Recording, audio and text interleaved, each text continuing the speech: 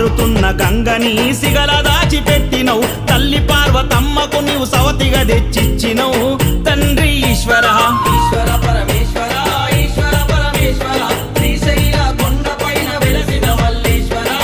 తండ్రి ఈశ్వర పారుతున్న గంగనే సిగల దాచిపెట్టినవు తల్లి పార్వతమ్మకు నీవు సవతిగా తెచ్చిచ్చినవు తండ్రి ఈశ్వర